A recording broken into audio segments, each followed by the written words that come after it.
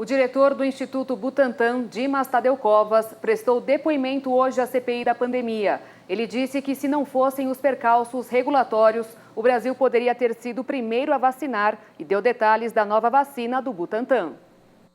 Contrapondo a placa exposta na mesa à frente da comissão, que marca o número de mortos pela Covid-19 no Brasil, o senador Luiz Carlos Reis, do PP do Rio Grande do Sul, colocou sobre sua bancada uma placa com o número de vidas salvas.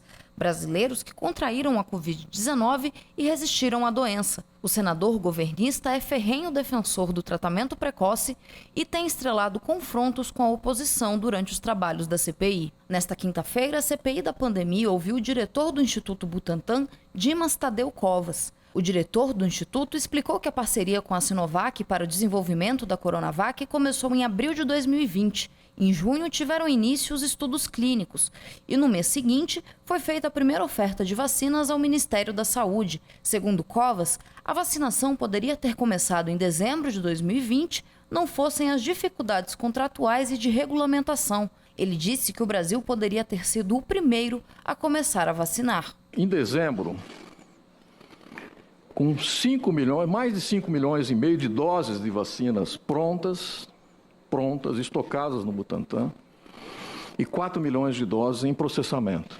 O mundo começou a vacinação no dia 8 de dezembro. No final de dezembro, o mundo tinha aplicado um pouco mais de 4 milhões de doses. E nós tínhamos no Butantan 5 milhões e meio de doses prontas e mais 4 milhões em processamento. Sem contrato com o Ministério. Poderíamos ter iniciado a vacinação antes do que começou? Nós já tínhamos as doses, elas estavam disponíveis. E eu muitas vezes declarei de público que o Brasil poderia ser o primeiro país do mundo a começar a vacinação. Não fosse os percalços que nós tínhamos que enfrentar aí durante esse período. O diretor do Instituto Butantan respondeu ao líder do governo no Senado, o senador Fernando Bezerra Coelho, que em fevereiro o governo federal começou os pagamentos das doses recebidas da Coronavac e destacou que o Butantan não recebeu verba federal para investimento na vacina. Explicou que a Coronavac tem proteção acima de 85% e pode chegar a 100% a depender do organismo. Dimas Covas disse ainda que a vacinação em si não teria sido suficiente para impedir a segunda e a terceira onda da pandemia, pois outras medidas de contenção do vírus são essenciais. Sobre a paralisação da vacina em alguns estados, em especial na aplicação da segunda dose da Coronavac, o diretor do Butantan explicou que a pausa na produção ocorreu pela falta do insumo farmacêutico ativo. Dimas Covas disse que o atraso aconteceu por causa do governo chinês e não do produtor do IFA. Ele destacou que a produção da Coronavac foi retomada no Brasil com a chegada do produto no começo da semana e que toda a população deve tomar a segunda dose, ainda que fora do prazo. 28 dias é um período ideal de vacinação, mas a vacinação posterior a 28 dias não invalida o esquema vacinal. Então, se a pessoa tomar a vacina com 30 dias, com 40 dias, com 50 dias, com 60 dias, ela não perde o esquema vacinal, ela simplesmente vai demorar mais para ser plenamente protegida. Mas se a pessoa tomar a vacina com 40 dias, 50 dias, 60 dias, a segunda dose, ela vai ter completada o seu esquema vacinal. O que não pode é não tomar a segunda dose.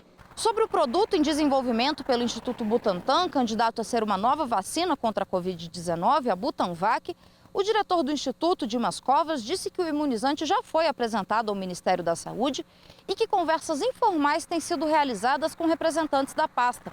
A expectativa é entregar 40 milhões de doses em 2021. O imunizante ainda não foi aprovado pela Anvisa, que também não liberou estudos clínicos ainda. Eu apresentei pessoalmente ao ministro Queiroga, ele visitou as instalações.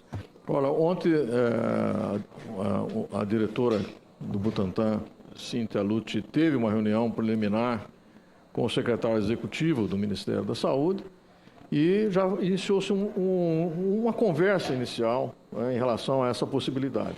Mas é simplesmente uma conversa inicial. Não houve nenhuma documentação trocada, nenhuma tratativa mais consistente. Nós temos na Anvisa um processo em andamento, está na fase final, acredito eu, de aprovação do início do estudo clínico, estudo clínico já programado. Logo que houver essa aprovação, iniciaremos muito rapidamente esse estudo clínico porque eu acho que é um senso de urgência muito grande aqui, não é? Em entrevista coletiva, o senador Marcos Rogério criticou a condução dos trabalhos da CPI e disse que o único inimigo em comum é o coronavírus. A oposição tem feito um esforço muito grande o tempo todo para tentar criminalizar pessoas governantes pelas mortes. Eles ainda não descobriram, ou talvez não queiram reconhecer, que o nosso inimigo comum não é o presidente da República, não são os governadores, não são os prefeitos. O nosso inimigo comum, e que está matando brasileiros e brasileiras, é o coronavírus.